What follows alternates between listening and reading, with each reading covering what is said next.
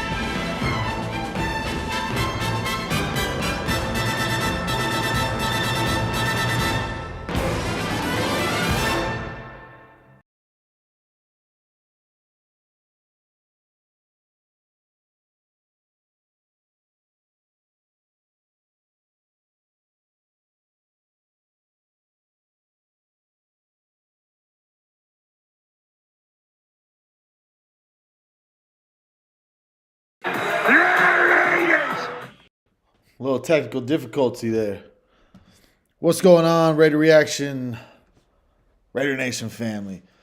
Here we go. Week 14. Getting jump started off the bye against a really good team. In my opinion, Vikings are not a bad team. They're not a soft team. They're not a terrible team. It's a good team. Raiders get last week off after that. I would kind of call it a heartbreak loss in a way. It's kind of a game. The last 2 weeks, week 12 and week 11, was kind of one of those games where almost like a must-win game. It would have been nice going into the bye week at 6-6, coming down the stretch. That's kind of what I was hoping for, what I was asking for. I was really hoping that we would find some type of strength to come out with one of those. And to be fair, we showed a little bit of fight in both of those games. Miami, we kept the game close the whole time. We had a chance to win that one. They damn near were giving it to us. And then in the game against the Chiefs, we started off hot both the offense and the defense side of the ball, and then both of the sides of the ball just kind of went flat. So tough loss over there in week 12 against the Chiefs. The game started off great, but I didn't get too excited about it because it is the Kansas City Chiefs, and we started off hot against them a few times in the last couple years and haven't been able to finish, close it out, or just step on their throats. It's going to be tough, man. We got a tough stretch down the road. This week we got the Vikings. Next week I believe we go on a short week against the Chargers. And yes, the Chargers are the Chargers, but they are still a good team, and they're damn near in every single game too. they got the case of they have a head coach who doesn't know what the fuck he's doing. So it's going to be an uphill battle from here. Am I thinking playoffs? I mean, I'm not trying to be a negative Nancy, but it's kind of hard to be realistic and think that we got a fair shot to win 5 in a row and make the playoffs. I mean, you look at this schedule that's coming up. This week, it's not an easy game. Then we go to the Chargers on a short week on a Thursday night game. That ain't going to be easy. Then right after that, you hit with the Chiefs. Then you got the Colts, who are playing relatively well. And then you got the Broncos, who are also playing pretty well coming down the stretch. So these next 5 games they're gonna be dogfights. It's gonna be tough for us to come up on a 5-game win streak and go 10-7. Is it possible? Well, obviously anything's possible in this league. Is it favorable for us? I don't think so. Couple things with Aiden O'Connell. He looked a little bit better against the Chiefs. He's getting better each and every week, but he's not getting better fast enough. I feel like he's still struggling in the second half. The team goes in the locker room, makes adjustments, and then he starts struggling. He's got to figure out quickly how to be that guy. Yeah, is he a rookie? Yes, is he a 4th-round pick or whatever he was? Absolutely, I understand that. But you've been given the number 1 quarterback spot on this football team, and you got a great offense around you. You got to start figuring out how to step up your game if the goal is to make the playoffs. It's going to be tough. It's going to be a tough one to conquer, if you ask me. Let's go ahead and dive into the pregame show. I got this. If you look at the comments section, it's up there, whether you're watching on Twitch, YouTube, Facebook, whatever platform you're watching on. There is a link there if you feel like diving into the show and tell me I'm full of shit and I don't know what the fuck I'm talking about. Or if you just want to have a good, friendly Raider Nation conversation, you could always copy that link, stick it in your browser. It'll call you right up, put you on the show anytime. Doesn't have to be a certain part of the show. It's up there for the whole damn show. So if you feel like interrupting the show, you got something nice to say, or if you don't have nothing nice to say, feel free to call in, man. I ain't going to back down from a debate or a conversation. That's what I'm here for. You look at Kevin O'Connell coming in, starting off pretty good in his head coaching career. 19-10, it's going to be his first game as a head coach against the Raiders. You look at Antonio Pierce, all-time record, obviously is 2-2, and it's about trusting the process at this point if you're looking for Antonio Pierce to be that guy down the road. Kevin O'Connell, he has dealt with the Justin Jefferson injury well. He has dealt with the Kirk Cousins injury well. They bring in Joshua Dobbs. Joshua Dobbs has played pretty well besides week 12 before they also went on their bye week. Didn't look good for Joshua Dobbs. I think it was, 4 picks? I mean, they're still close to win the game. Actually, I don't think they won that game. But he had 4 picks, and the team was still in it. So the Vikings got a lot of fight in them as well as the Raiders do. Kevin O'Connell knows how to lead a team, just like we think Antonio Pierce has done since he's taken over in the last 4 games. Now with Antonio Pierce, it's really hard to judge on how good of a head coach he is or how good of a head coach he will be in the future if the Raiders decide to keep him. But you could tell he's still fresh to this at the NFL stage. There's been a lot of things said about him. There's a lot of players, a lot of media outlets around the league are hyping him up for the Raiders to take this guy in next year because the players are feeding off of him. Obviously, Mad Max vouched for him. That's just kind of noise at the moment. Noise for me, it's spur of the moment type shit, right? Of course, Max Crosby, if he's asked who would you want to be the head coach next year, of course he's going to say the guy that's in charge right now, which is Antonio Pierce, because if he doesn't, then we start getting too much media attention in a negative way. So I wouldn't read too much into the Max Crosby comments. Wouldn't really read too much about the so-called experts that sit behind a desk and say, what are we waiting for? Give him a job in regards to Keyshawn Johnson, which I know he's played the game and he's been in locker rooms for many years, and he knows what it takes to win. But I don't know. I'm not too sure about Antonio Pierce. Am I sold on it? Absolutely not.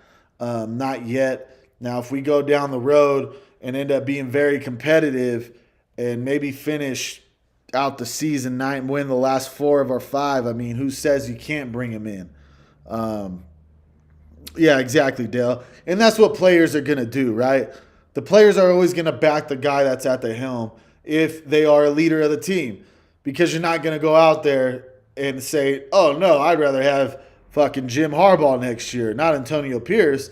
Nobody's going to say that. No player that has their head on their shoulders and is trying to will this team to win is going to go out there and say something stupid like that. But I do like what Antonio Pierce has done. I got nothing bad to say about him. You can see the little bit of the little experience he has at times when it comes to in-game decisions. But that's expected as a first-time head coach, and especially someone who didn't have a whole offseason to kind of plan out how he was going to run a team as a head coach.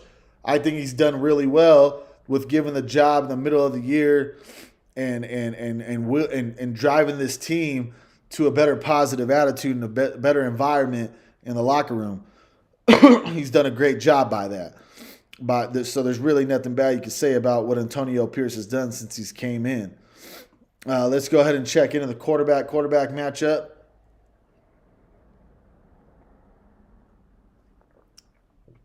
Cheers to you guys on this lovely Saturday evening. Every segment I'm going to say it, and I'm going to post it. Feel free to call in and stop me from the nonsense that I'm talking, if that's how you feel. It's okay. It could be a friendly debate.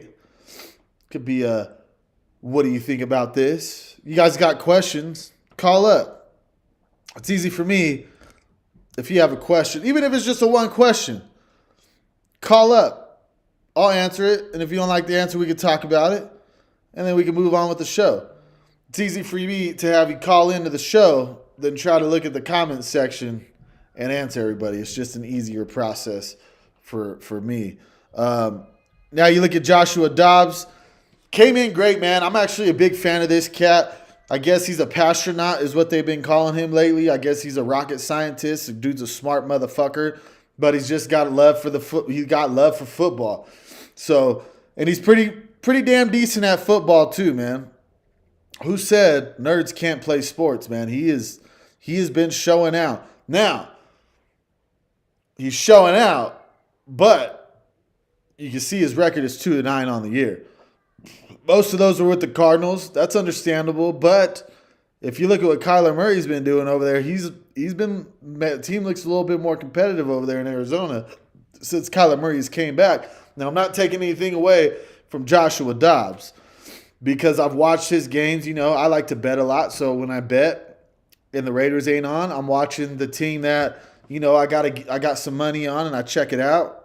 And Joshua Dobbs has been playing very well. He's very athletic. He's mobile with his feet. He's thrown for 2,401 yards. He's got 12 touchdowns, 10 picks. He is 0-1 versus the Raiders. A lot of people don't know this. And the reason I say that is because I didn't know this. He was a backup quarterback for Pittsburgh in 2018. He played up against the Raiders, and he took the L on that one as a starter. Now, you look at our guy, Aiden O'Connell over here, 2-3, 1,194 yards, 4 touchdowns, 6 picks, still more picks than touchdowns. But I will give Aiden credit where credit is due. I think he looks good the first quarter and a half of the games that he's played in. And it's consistently looking like shit in the second half. I try to say that as nicely as possible, but I couldn't find the right words to say that.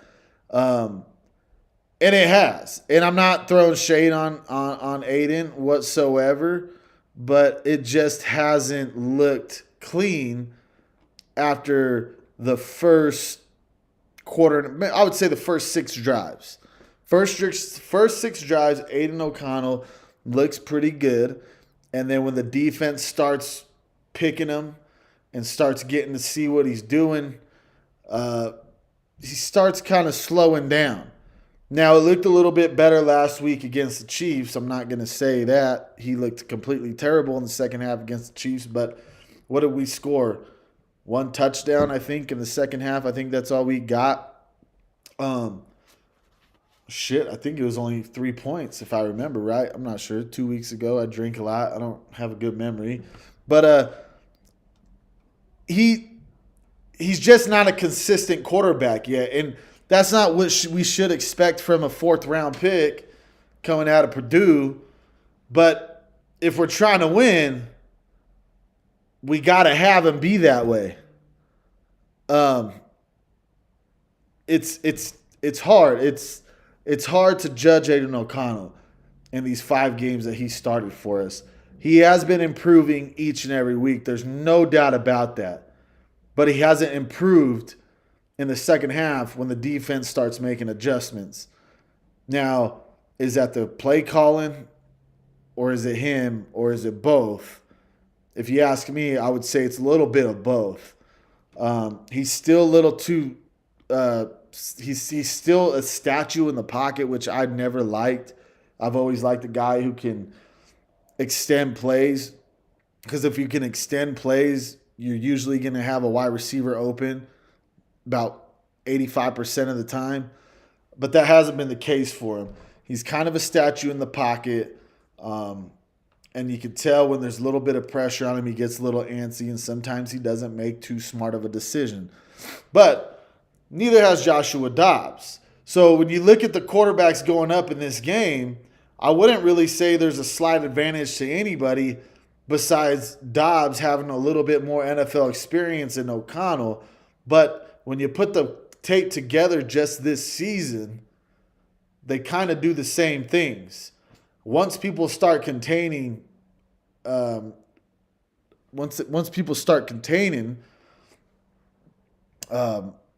Dobbs, it gets a little frustrated for him, and it gets a little harder for him. But we'll see. We'll see what happens with the quarterback matchup. I mean, Jimmy G might be a good mentor. I appreciate it. Yeah, man, Alaska. Woo. Pretty cold up there right now, ain't it? Shit. Yeah, I mean, when you look at all the people Jimmy G is not backed up, but kind of sat behind, those quarterbacks actually end up panning out pretty well if you look at the Brock Purdy's and stuff like that. I mean, and that's what's good about Jimmy G is he's a good teammate. He is a good teammate. When he gets benched, he's been fairly well good teammate no matter where he's been. Let's go ahead and pull out the offense stats, but we'll see. I mean, the only thing Aidan O'Connell has got to just stay consistent throughout the whole game, because he always starts out the game great. Now, we look at the Vikings offense. They've scored 263 points on the year, 4208 total yards, 3103 over the air, 1105 on the ground, 23 tutties over the air, 5 tutties on the ground, 24 turnovers, only 10 of them are picks. So they cough up the ball a lot, either whether it's yards after catch or when they're running the football. 14 lost fumbles. It's a good sign for the Raiders, defense. Now you look at the Raiders, 202 yards total, 3408 total yards. They got 24-16 over the air, 992 on the ground, 11 touchdowns over the air, 8 touchdowns on the ground, 21 total picks, 21 total turnovers, 17 of those are picks. He's going to have to get the ball out quick, and he relatively does. For most part, Aidan O'Connell does get the ball out pretty fast. And he's got a rocket of a fucking arm, man. His arm is awesome. The only thing he is missing is mobility. That's all he's missing is the mobility. Man, if he had the mobility, he would be a dangerous motherfucker. But you can't have it all, man. Sometimes you just can't have it all. But you look at these two offenses. The Vikings are more of an offensive team. Obviously, this is when they had Kirk Cousins, and we all know Kirk Cousins. He's got a cannon of an arm, and he's pretty damn good. With Joshua Dobbs, the offense is kind of slowed down a little bit. Obviously, if we can stop these guys from having big plays, because let's not forget Justin Jefferson is coming back this week, and that kind of sucks a dick. He's been out since week 5, and he's ready to go in week 14 after a bye.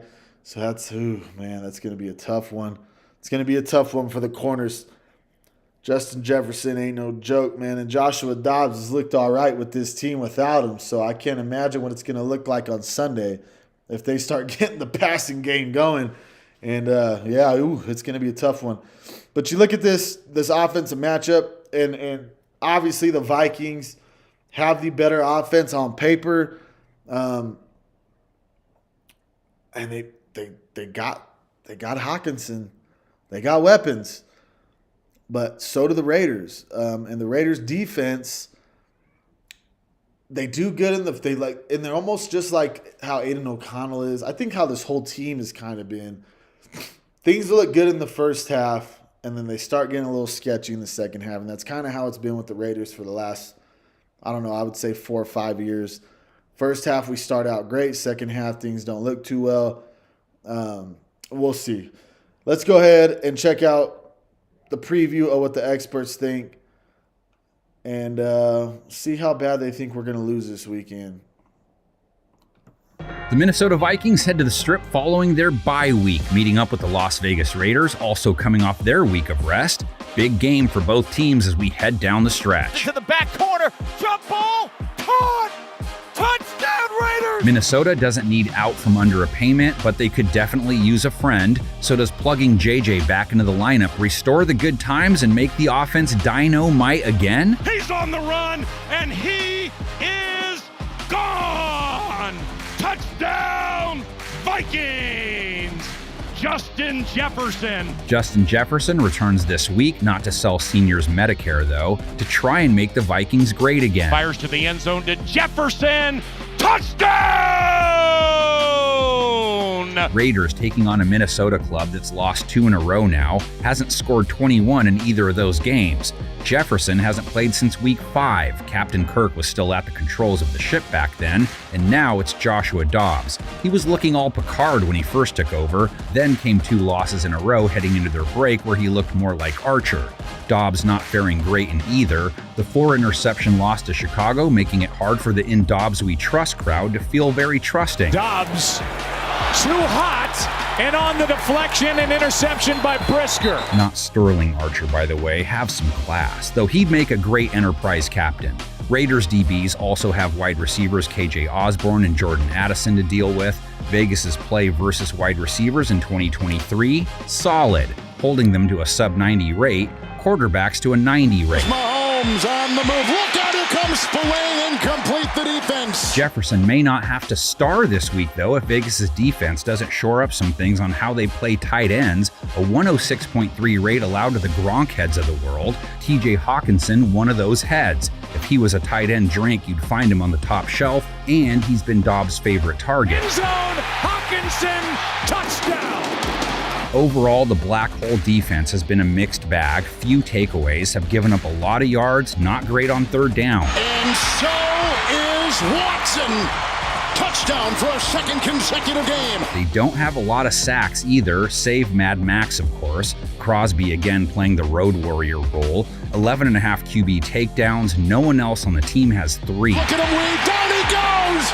Crosby. What a sack. Pass rush on the other side of things plays a bigger role in this game. Vikings are probably going to send the house after Aiden O'Connell. AOC has the gamer label so far, but being good at Madden isn't going to do the Raiders offense any good. 4 TDs, 6 INTs, mid-70s rate for the Rook in 2023. The throw by O'Connell. It's picked off, intercepted. Ramsey's got it. Vegas's offense, in turn, hasn't sparkled under 17 points per game. They've only managed 22 plus once all year. Good time.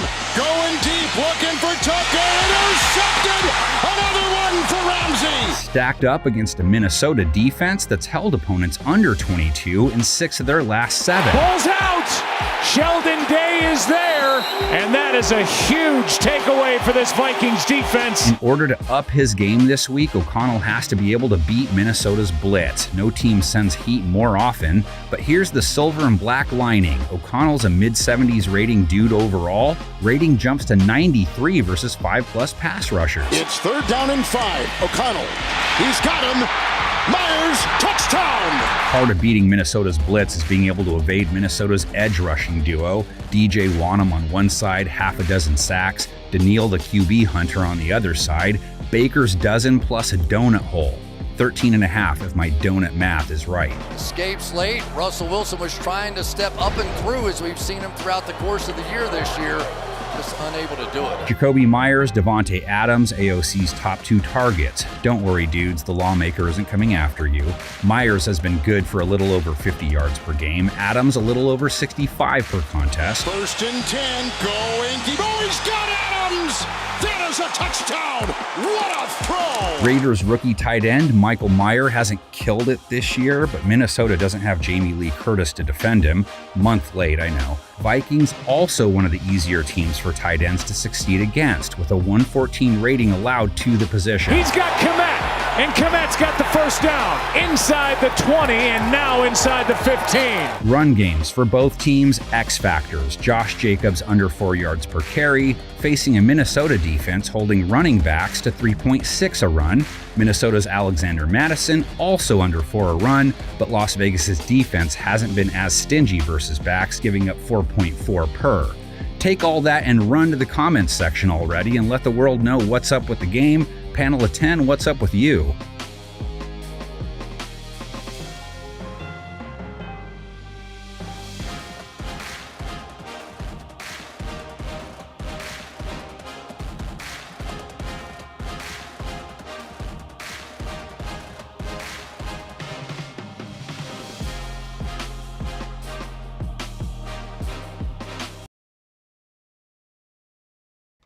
Pretty surprising there. Split ways. Split ways with the experts. 5 choose us to win, 5 choose us to lose. A little bit of faith. A little bit of faith from people outside Raider Nation who are supposed to be non-biased, but it's hard for me to tell sometimes. There you got it. I mean, that's kind of been one thing that's kind of hurt us this year is the tight ends, and I forget to mention that. Obviously, we kind of held Travis Kelce down for a little bit in that Chiefs game, and then he started going off, and, well, we all know how that went. I'd like to see Mayer get involved a little bit more too.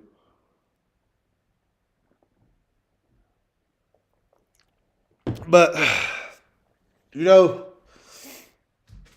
there's been a lot of disadvantages in this season, and we kind of go through this quite a bit in the last 10 years. It's hard to have a rookie quarterback, and I'm not giving no excuses for Aiden O'Connell. You're playing in the National Football League. There's no excuses. You're getting paid, whether it's 4th-round money or unrestricted free agent money. Whatever it is, you're getting paid to do a job, and you're getting paid to do the job at the level of what you're playing at. But one thing I will give him some slack on is he didn't come into this season probably thinking he was even going to get a single fucking snap. Because let's not forget who the number 2 quarterback was while Josh McDaniels was the head coach, right? It was Brian Hoyer. And they had O'Connell inactive for a while, and it is what it is. But you look, you gotta cut him a little bit of slack for him coming in, right? I mean, it's gotta fucking be really shitty for a rookie to come in, any rookie for that matter, but especially at one of the most important positions in football, the most important position in football, which is a quarterback, to come in not thinking you're going to start. The coach gets fired. It's a big fucking mess. The locker room is disgruntled. Then you get AP in there, and everybody's excited. Everybody's loving the fucking vibe now, and you are getting thrown into the fire. Hey, you are a starting quarterback for the rest of the season. Let's go and make a run for it. It's a lot of pressure. And I'm not going to call him a kid because he must have redshirted like 5 times because I think the motherfucker's like 23 or 24 years old as a rookie. Pretty fucking old for a rookie. But I'm not trying to give him slack, but you got to give him a little bit of a, all right, you ain't done too bad. So we'll see. He's started in 5 games now. He's going on his 6th game starting. Yeah, Patrick Graham. Just when I start giving him credit, it always seems like when things start going good, something takes a step back. And I don't think the defense is necessarily taking a step back. I mean, holy shit, man. There's no excuse for it. But it's hard to have all this fucked up shit going on in the one season. And then you get on a little bit. I think we go 2-0. We beat the Giants. We beat the Jets. We're flying high. Then we got to go to Miami. We battle over there. We fucking play till the last damn second of the game. Then you got to fucking go see KC at your house, the defending Super Bowl champions. You go up 14-0. Everything's feeling good. And then they fucking just whip their big cock out and smack you right in the fucking face. And that's exactly what they did. They let us have fun. They let us thought we had something going. And then they said, no. This ain't going to happen like this. And they made adjustments, and they fucked us up. That's what they did. The Chiefs had us feeling good, and then they fucked us up. They fucked us up. But it was good. It was a good 2 weeks of good 2 competitive teams. So what that tells me is we are competitive. We got the talent, but it might be a little too late. We're 5-7. We've lost games that we shouldn't have lost. We lost against the Steelers. Shouldn't have lost that game. We lost against the fucking Bears. Shouldn't have lost that game, especially when them dudes, they weren't flying high at all, man. We lost to what, Bayesian? A guy nobody even knew of, and he fucked us up? I mean, who knows what could have happened if Mark Davis would have been like his dad and said, motherfucker, you just took over a playoff team and we look like shit. You're fucking gone. He should have got rid of this asshole. Josh McDaniels, last season. He should have got rid of him. I tried to be optimistic. I was trying to have faith in McDickhead. And then with the way this season started, and you just see the attitude of the players, I mean, fuck, man. Week 3, after our first L, these guys looked, I would say, okay, maybe not week 3, week 4. These guys looked like they didn't even want to be on the fucking sideline. I mean, it was just a terrible fucking experience. Terrible. Mark Davis needs to dig deep, grabbing that fucking Davis ball sack of his, find his dad somewhere in there, and start running the team like his dad did when he was a young bull and winning Super Bowls and making this team competitive and doing shit the Raider way. Because this sucks. It sucks doing this shit every year. Oh, got to drink to that, man. Just thinking about it.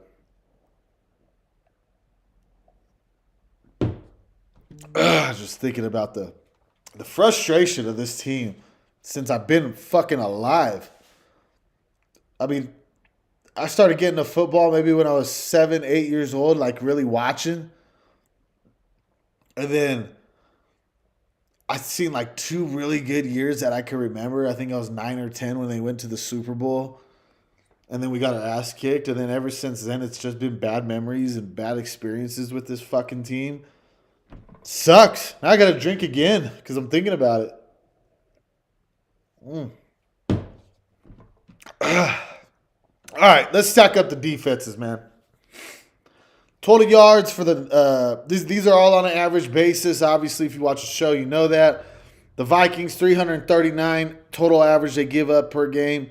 224 over the air, 96 on the ground. Pretty damn good. Keeping running backs under 100. They only give up 20 points a game. 20 points has been my magic number ever since I started doing this shit like a year and a half ago. I've been telling you guys, if you can keep teams under 20 points, you got a 50-50 shot of winning football games. 50-50 shot, and those are good odds. The NFL. Third down, they suck like we do, and that's good to see. 41.8% of the time they give up a third down. They give up a first down on third down. Now you look at the Raiders, 356 total yards. It's 19th in the league. That's kind of dropped a little bit after playing the Dolphins and the Chiefs. 216 over the air. Our pass defense is still pretty fucking good. Yes, it is. And we're going to need that, especially with Justin Jefferson coming back. But they also got TJ Hawkinson. So now you got JJ to worry about. Then you got Hawkinson to worry about at the tight end spot, which we really haven't been doing pretty well at guarding that position. On the ground, we still 127. That's 25th in the league, but it's not as bad as it looks. It's gotten better.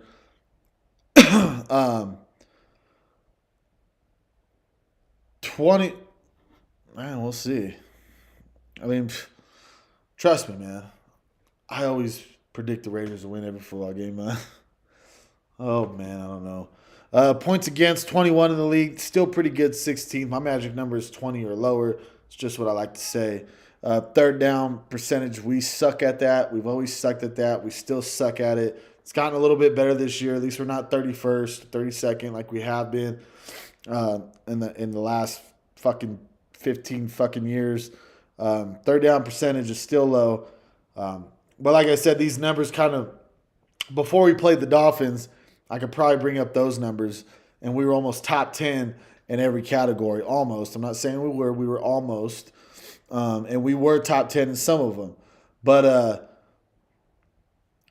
it's going to be tough, man. It's going to be a tough battle. Both defense kind of stack up really well with each other. Josh Jacobs has found himself again, so I wouldn't take 7th in the league stopping the run too serious, because we played against the Chiefs, who had a good run defense. The Dolphins had a good run defense, and we fucked them dudes up. So did the Jets, right? And Josh Jacobs went out there and did his thing. So the keys to this game, in my opinion, is just both teams being on the same fucking page. They gotta both be on the same page at the same fucking time. They got to. And then that's, both sides of the ball have got to be on the same page. And that's just what it is. That's just what it is. Let's go ahead and check out the prediction, and then I'm going to get the fuck up out of here, because it is Saturday night. The Devin Haney fight is coming on. And the Lakers are in the in-season tournament, because that is such a big deal. It is such a big deal. I'm kidding. It's not. Don't really care for it. I'm not going to watch it. I'm going to probably watch this Devin Haney fight tonight, because I like boxing. I like combat sports. I like violence. I love fucking violence. Let's get on with the prediction. Like I said, guys, here it is. The link is in there. If you want to call before I end the show, go ahead and do so. We'll extend it a little bit longer. Here's the prediction I got. I honestly think we can steamroll these motherfuckers. I got a 20-31 win by the Raiders. That's what I'm going to go. If we can start off hot, I feel like coming off of a bye week, Mad Max, I'm sure his infection is down. I hope it's completely healed. I know he didn't practice on Wednesday. He was limited today.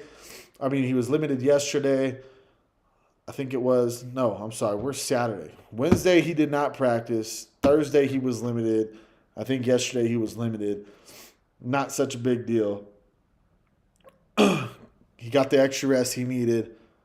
I think hopefully his knee's going to be fine. Hopefully the infection's gone and he's getting out there ready to fucking rock and roll and put no brow Dobbs on his fucking ass. I got a 20-31 Raider victory. Hopefully it's worse. Hopefully we kick the shit out of him and we're fucking drinking our victory cocktails, victory beers, victory blunts, whatever, victory bong hits, whatever you do. Hopefully we are taking those in the fourth quarter at like 7 minutes left, and it is a blowout win, and the Raiders go on to 6-7, and then it gets a little interesting and entertaining because if we do not win this game, it's a wrap. Every game from here on out is a must-win, just-win, baby, game. That's what it is. It's either win out or start planning for next year because we are not making the playoffs at 9-8. It's not happening. I don't think any team's going to do that. The AFC is tough. They got a lot of teams that are winning games right now that have a better record than us. They're like 6-6, 7-5. It's going to be tough. We are still in the hunt. We still got a chance. The stars got to align. The stars have got to start aligning. Okay?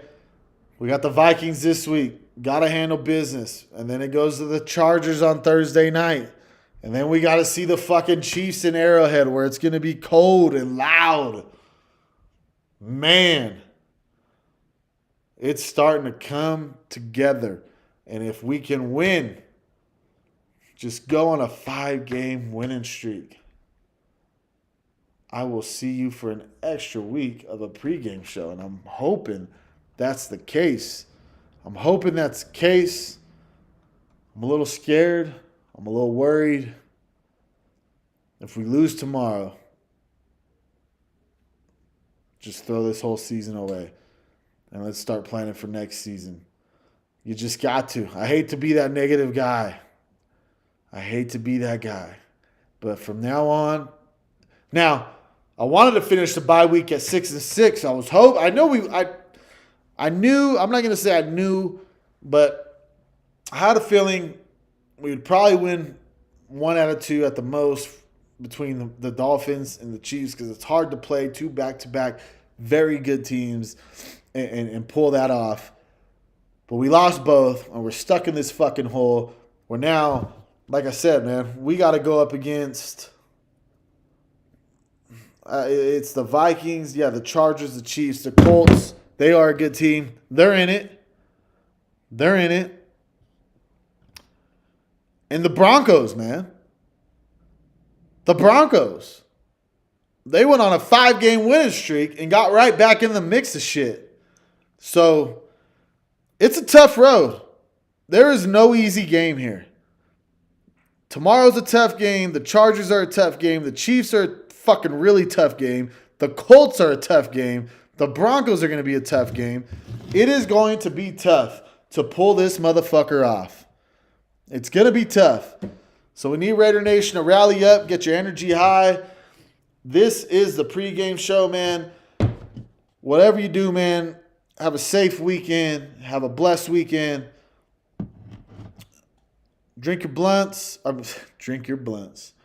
Drink your beers, your cocktails. Smoke your blunts, your weed, whatever it is. Whatever the fuck you do to enjoy Raider Nation football. Enjoy your Sunday, man. Let's hope we have a victory Monday, and then we get right back at it on Thursday. That's the pregame show, man. I'm out. I hope you guys enjoyed it. Have a blessed weekend, and hopefully we come out on top tomorrow at home against the Vikings. We got it. We're going to need it. I'm out.